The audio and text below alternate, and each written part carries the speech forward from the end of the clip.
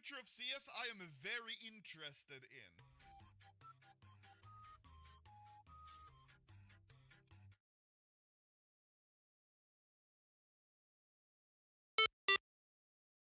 Goes right into the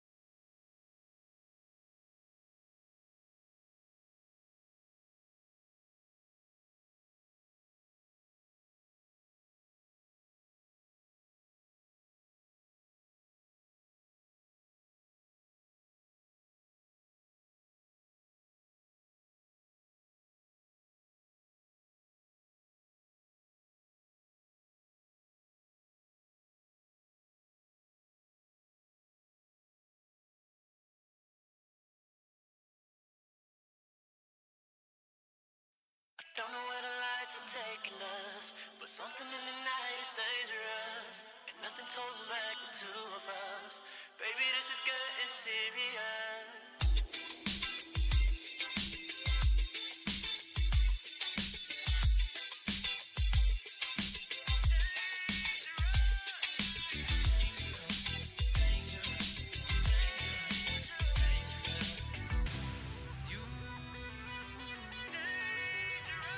You take me down, spin me around. You got me running all the lights. Don't make a sound, talk to me now. Let me inside your mind. I don't know what you're thinking, sugar.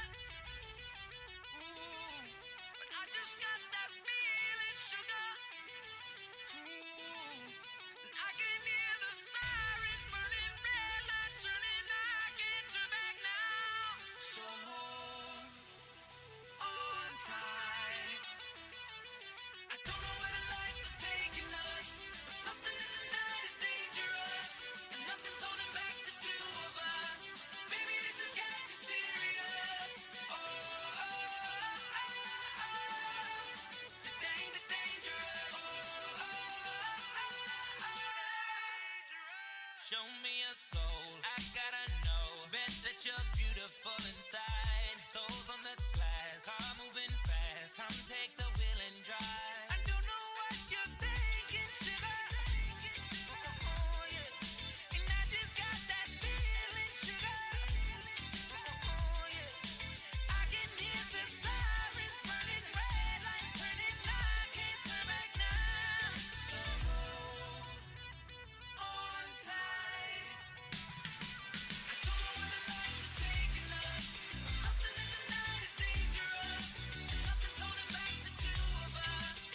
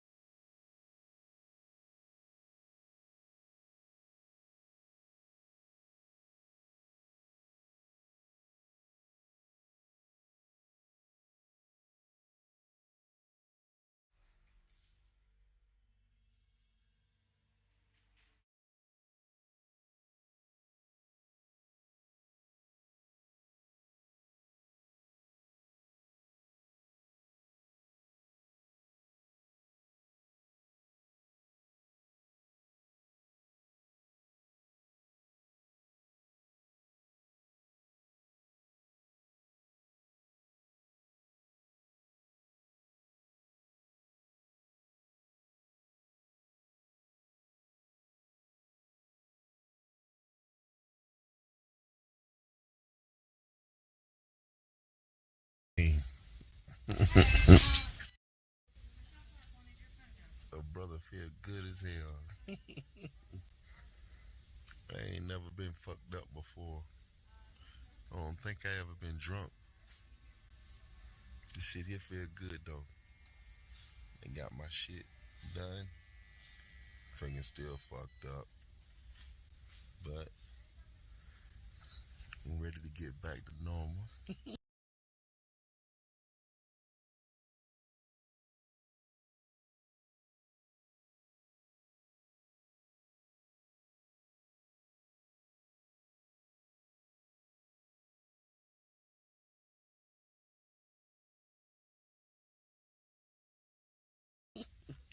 Ain't nothing funny. I don't know why I'm laughing.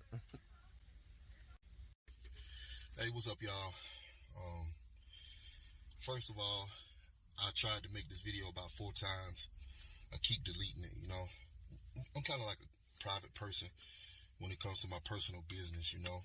Um, I've been having some issues for about 4 weeks now, and you know, I got a couple phone calls and some messages, some text messages from friends saying that they seen on the internet some shit was wrong with me.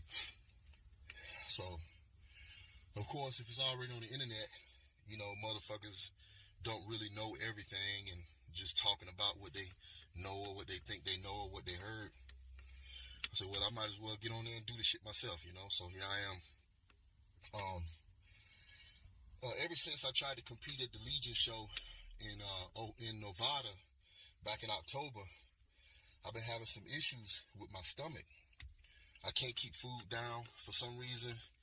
It creates some stupid ass hiccups. I'm hiccuping all day long, half the night, and anytime I try to eat, even drinking water, it come back up. You know, nothing want to stay down. So 4 weeks ago, I went to the doctor again. I've been going to the doctor throughout, but they recommended that I wouldn't try to do the show because, of course, I'm being stubborn. If I eat this food and I throw up half of it, at least that's half. You know, I can keep, you know, just being an idiot, right? So I just did what they said, got on the liquid diet, just eating fucking soup and, you know, drinking weight gainer shakes. I could still do the shakes that, you know, from Black Skull, mass gainers, weight gainers. I was using that to try to compensate for the calories. All of the medicines, my fucking bathroom is full of medicine, shit that I've been taking. Nothing was really working. And so 2 weeks out, it's the same shit, you know, it just ain't getting no better. So I finally decided to contact the show and let them know what was going on with me, that I wouldn't be able to compete. And, you know, they welcomed me, wanted me to still come anyway and get some work done. So I'll be in Ohio. For everybody that's going to be there, you know, come by and see me. I'm going to try to do the meet and greet. But yeah, man, I don't know. I've been battling back and forth with myself, not really knowing what to do next. I'm feeling like, all right, is it over? Does this mean I'm supposed to retire when I'm fucking sick all the time? Or what, you know? And knowing motherfuckers on the internet gonna be talking shit, you know, wondering how family and friends gonna feel. You know, Cedric ain't no bodybuilder no more. You know, just worrying about all that kind of stuff. Plus, still feeling in myself that I got something I need to try 50% smart step. And not doing this show, tracking on it. Shout out to my company, Black Skull. They even offered to bring me down to Brazil and get checked out by their people down there. You know, they got some real good connections with the doctors and stuff down there to get me looked at, to try to get me back healthy again. So thank you to them for, you know, supporting me through this hard time. You know, when you're in this bodybuilding game, you know, if you're in this fitness world and you train. The emotion that kept coming up was, this could have been prevented. I'm sorry. This is how I feel. He had that near-death experience just a few months ago. Back in July, I was almost dead. Like literally notify your next of kin. And so against his doctor's advice, he's continuing to train, packing on the muscle, all for what? To compete in bodybuilding. Ever since I tried to compete at the Legion show in in Nevada back in October, I've been having some issues with my stomach. And so on February 28th, Cedric spent 5 minutes going over his current health problems. He had a hard time swallowing food, water, trying to keep it down, was literally hiccuping all day and night, had so much problem, medications and so on. And anytime I try to eat, even drinking water, it come back up, you know. Nothing want to stay down. And consider he was going through this while prepping for a show, throwing up half the food. I went to the doctor again. I've been going to the doctor throughout, but they recommended that I wouldn't try to do the show.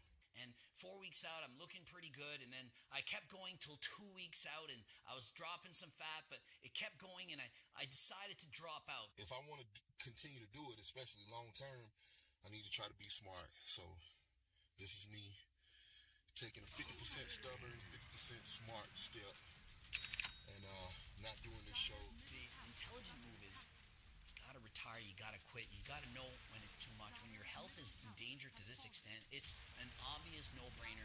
You can't keep doing it. Does this mean I'm supposed to retire when I'm sick all the time? Or what, you know? And so we can convince ourselves that PDs have nothing to do with this, that it's some other condition, some underlying issue. But if you really think that PDs had no influence on this whatsoever, then you're living in imagination. Knowing motherfuckers on the internet gonna be talking shit, you know, wondering how family and friends gonna feel, you know, Cedric ain't no bodybuilder no more. And he brought this up, and this really makes me sad. He says he's reading comments on the internet. People saying, well, if Cedric retires, then, well, he hasn't accomplished this. It's not safe. And it makes us bodybuilders and fitness people particularly sensitive. And so if anything, if you do in fact get that virus, does that make not even more sense to not abuse PDs? My wife was with me, but I was out of here, seriously. But I didn't see no white light, so I don't know if I was that close, but looking at me from the outside, I was that close. Do you want to be the next Cedric? Likable guy, everyone loves the guy, taken away from us far too young. He's sick, loses the weight, ignores his doctor's advice, and has to put on 30 pounds. How do you think he's doing that? Do you think he's doing that 100% natural? Imagine the toll, the strain that puts on the body. Those of you who are taking PDs, you all know how risky it really is. You have to see the risk. And so please, I urge you to go see your doctor, get your blood work done, do everything and anything to be proactive with your health. And so he's doing the guest posing show, flexing the biceps, and people are like, wow, you look incredible. And he's thinking, no, I feel small. Why didn't you tell me that before I did my routine? I feel small. And so perhaps this body dysmorphia, this disassociation, what your body actually looks like, leads to people wanting to use and abuse PDs to get to the elite level. You look about the biggest and best I've ever seen you. What? And so why did he not downsize after this?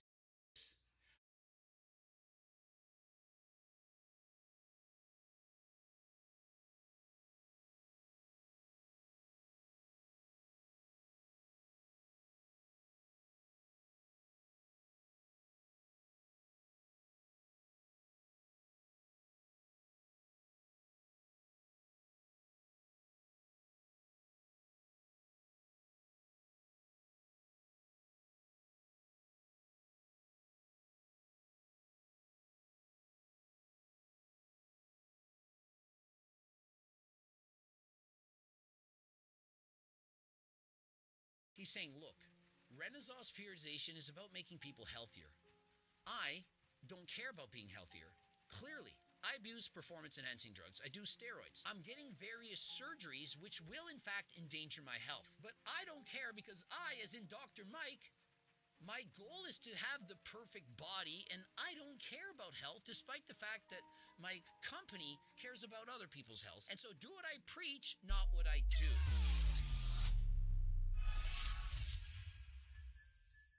Coach Greg, in today's video, something that Mike Isertel is actually an expert on. The science of being ugly. And so Dr. Mike appeared on the Dr. Mike show. Dr. Mike was once voted the sexiest man alive, best looking doctor, something, and he's well over 6'2" tall. Dr. Mike, on the other hand, well, he's gone through evasive surgeries And wait till you find out what he's planning next. Spoiler alert. He's going to remove some ribs. He's going to have some kind of a sheath put around his abdomen. He's having fat and skin sucked out from his arms and his back. And so is it not painfully obvious that Mike Israetel suffers from body dysmorphia? All of these things that people live in their lives, romance, interaction, things like that, they're just not for you. That is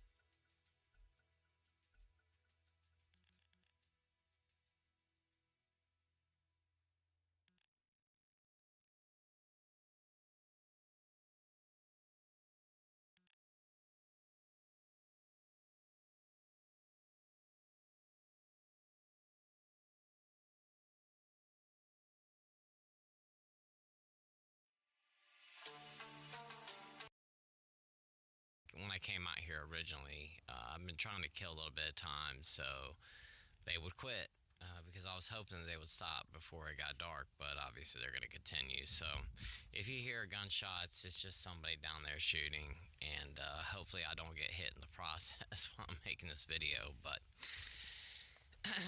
today I wanted to talk about something that I haven't talked about in a while, and I think the last time I did a video about this was I think it was almost a year ago when I talked about this and made a full video on it. And as a matter of fact, I just went back the other day and looked at one of the video. I think the last video that I did discussing this, and I think that video is at like 260,000 views at this point or something like that. So it's been quite a while since I've done this, and you know, there seems to be a good bit of interest into you know, the amount of alcohol that I was drinking before my diagnosis.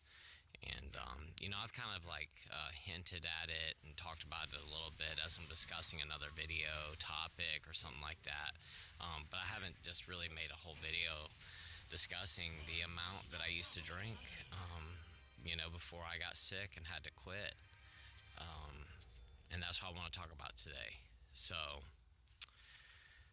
what I also did, which I think I did in that video back then. I know I've done it in one video that I've done at some point, but I actually brought some props out here today so that I can kind of demonstrate to you guys like how much I really was drinking, you know, right before I got sick, because it had gotten to the point where, I mean, I was drinking all day long, from the time that I woke up in the morning to the time I went to sleep. And, you know, my life pretty much started to crumble apart there towards the end. I've spoken about this, but I probably need to give a little bit of just a little backstory for any of you guys that are new here and, you know, you don't know my whole story. I'm just going to kind of just give it to you in a nutshell really quick. But I started drinking from a very young age. You know, I was a kid the first time that I ever drank. I'm talking about like 5 years old, the first time I ever had a beer. And, you know, going on, you know, I would drink here and there as a child. I would steal beer. You know, I'd grab one of my dad's beers out of the refrigerator.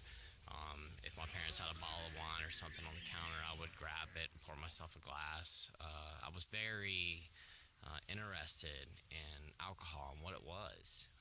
But it wasn't until I became a teenager, I guess probably around about 13 years old, 12, 13 years old, until I really, really, really got drunk for the first time. And well, there they go again, shooting. But the first time that I really ever got drunk, I've spoken about this, but I remember the day. I remember what was going on. It was, matter of fact, it was at nighttime, and I was hanging out with this guy that was a heck of a lot older than me. I think he was like 30 years old, and I was that age.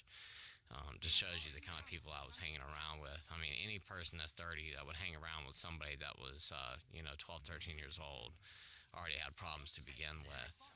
And it wasn't just me. There were other people there, and there were some older people that were, you know, kind of like in between his age and my age. But we were drinking Mad Dog 2020.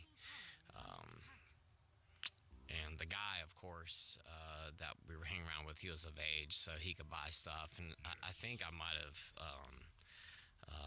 got him to buy it. I can't remember. I might have actually have stolen the bottle. I don't remember, because I did do that when I was a teenager, and I'm not proud of it, but I did. And, you know, those Mad Dog 2020 bottles were easy to just slide down your pocket or something like that.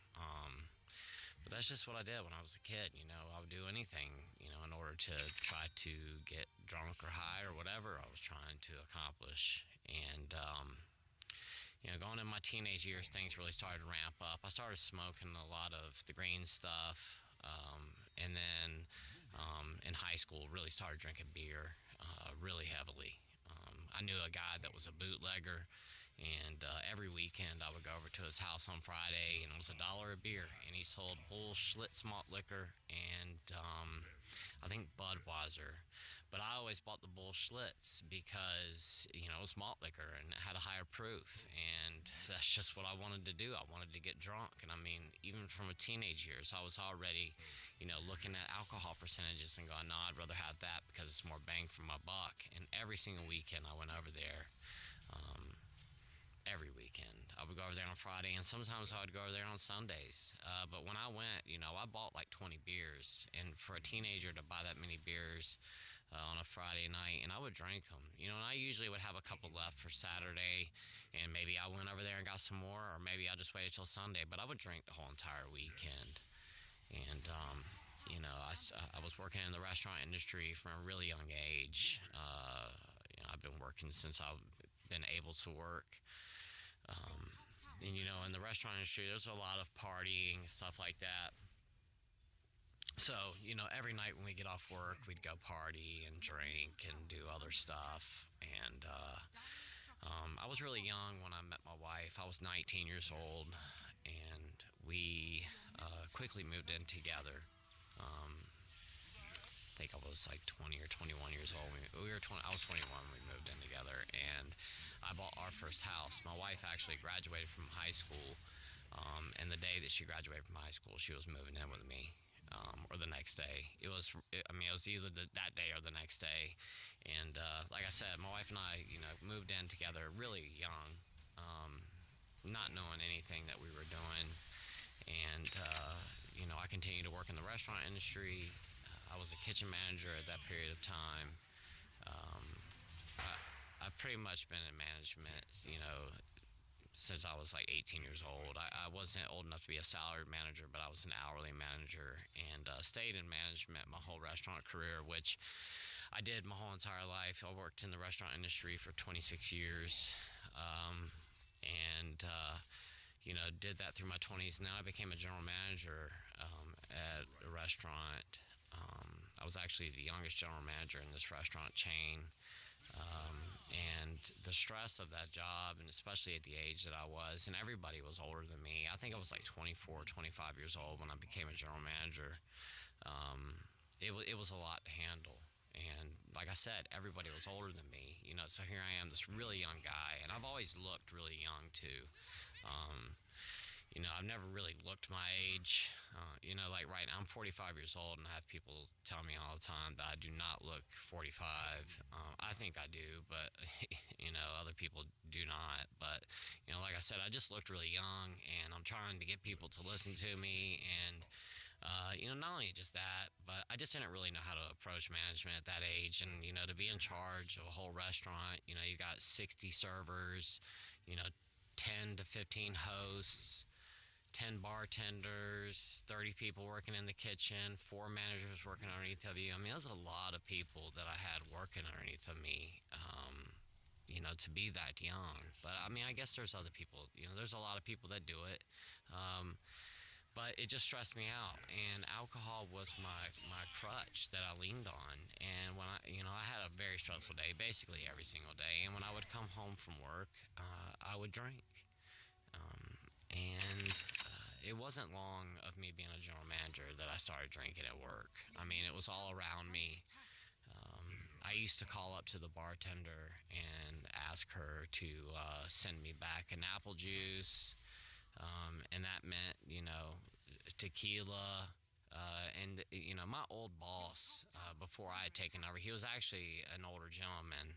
And what ended up happening, which is another addition to this very stressful situation, I had a boss of mine that was in his mid-60s, and he decided that he didn't want to continue being the general manager. It was just too much for him, and he was a very bad alcoholic himself. He drank tequila in the office all day long.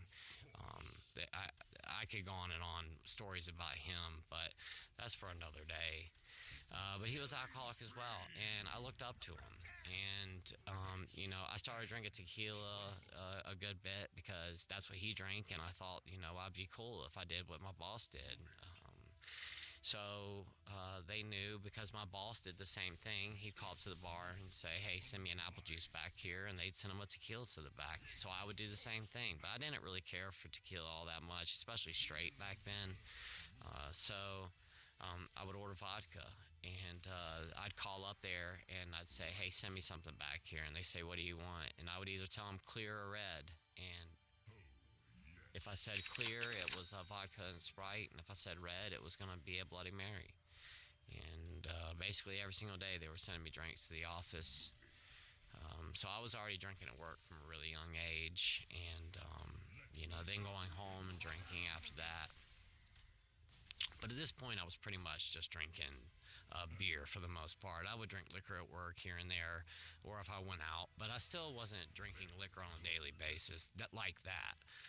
Like I said, I would drink it at work, but I would have a couple here and there, or I would drink beer. And I did drink a lot of beer, and there were a lot of occasions too where, and I hope that nobody that I used to work with watches these videos or has seen them.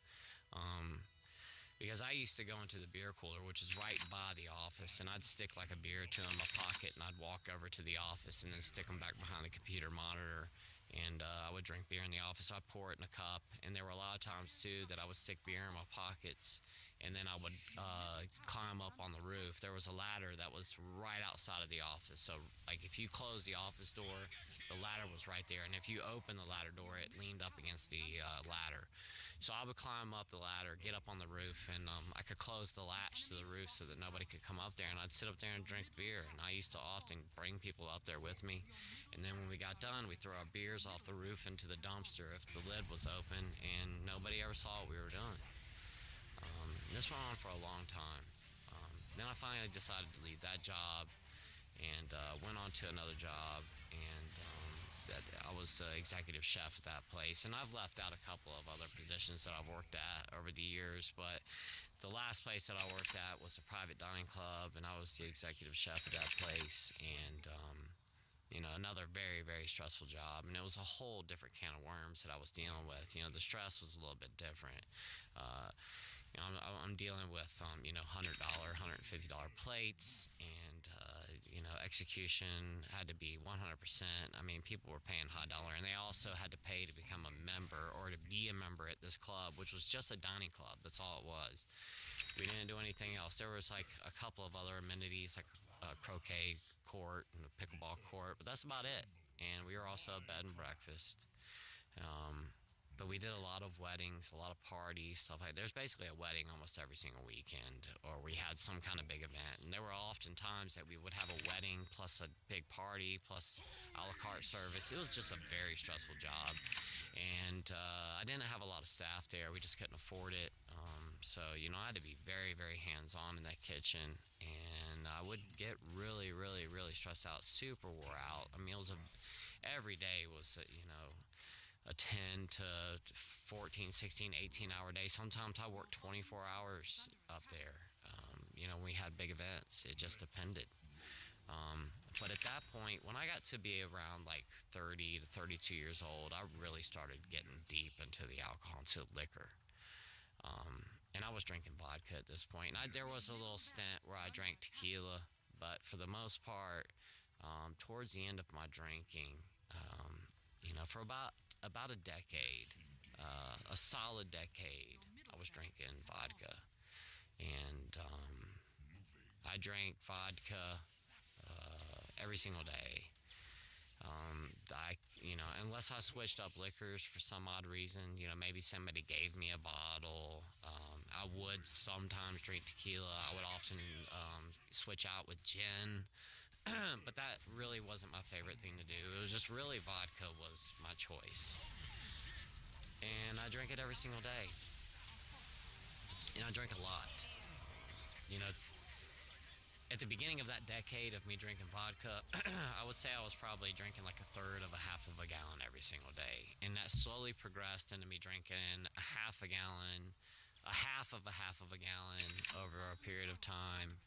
And then towards the end of my drinking, I would say probably for about the last year of my drinking before I got, really ill, I was drinking a half a gallon of vodka every single day by myself. And there often was beer mixed into that equation. I drank those little shooters, the bigger, like 2-ounce or 3-ounce little bottles of Fireball. It's like a double shooter. They sold those in the liquor store that I used to go to. They were $1.99 a piece.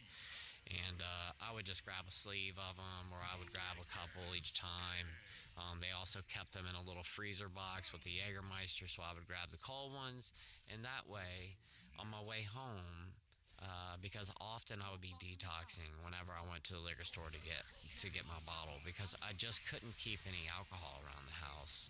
There were a lot of days, I woke up and I needed the hair of the dog, and there might have been a beer in the fridge or in my cooler, but there wouldn't be much liquor, and I needed it to get those shakes to go away. I mean, I would be violently ill, driving to the liquor store. And as soon as I walked out of the liquor store and got in my car, the first thing I did was crack that little red cap on that bottle and slam one of those little fireball shooters. And that was before I even pulled out of the parking lot.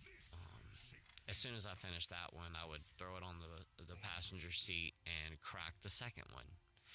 And I slammed that one as well. I would be three double shooters deep of fireball before I would even get back to the house. My stomach would be burning because of that cinnamon whiskey in my gut. I just remember that burning feeling I would get. It would almost make me sick, but for some reason I really enjoyed drinking it. And then as soon as I got home, the first thing I did was pour myself my liquor drink. And I figured I would demonstrate for you guys and show you how much liquor that I drank when I would make my drinks. Now, the only clear cup that I could find was this Coca-Cola cup right here. We actually got this cup at Disney World. It was back in like the spring of 2023, and as soon as we got back from that trip to Disney World, I ended up in the hospital with pancreatitis. I started getting sick when we were on that trip, and then next thing you know, I was in Charleston again for 2 weeks. Another reason not to drink. I've had pancreatitis so many times, but here's my clear cup, and I would often, I drank out of the big tumblers, so those like stainless steel cups like this. I drank out of these. The big one though, like the 32-ounce Yeti, that's what I would drink out of, because I didn't want to keep going and mixing my drinks up. And I actually liked it when the ice melted a little bit in it. But I'm going to show you guys basically what my drink would look like, and just pretend this is a really big tumbler right here. So I would have my cup, and I always had to put ice in it. So I would put, about a little bit over a half of a cup, maybe. I wouldn't necessarily say 3/4 of a cup. I didn't like that much ice. A half a cup of ice is what I would do. And if you pretend that this is the liquor, I would take my cup. I'm trying to get this so you guys can see it. And I would fill it up all the way to there. All the way to there. It would be nothing but vodka. Straight vodka. And then I've got this seltzer water here. We'll pretend this is my Sprite. I would take that, and then I would top it off, just like that, with Sprite. So there might have been 2 or 3 ounces of Sprite in my cup, and then I would stir it up with a spoon, and I would always throw a straw in there, and then I would start drinking. Why I had a straw in there, I don't know. I just like drinking with a straw.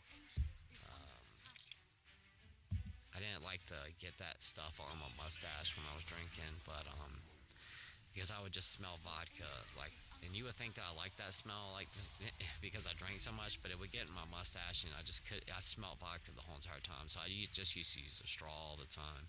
But that would be my drink, a 32-ounce tumbler, halfway filled with ice, and then I would fill it all the way up. And to be quite honest with you guys, I got on a kick. I was drinking Svedka for quite some time, and if any of you guys are familiar with the Svedka bottle, there is a blue stripe that goes all the way around the bottle on the half gallon. And the first drink that I would make, I would pour that bottle into the cup. This is really bringing back some really strong memories thinking about this right now. Golly, I can almost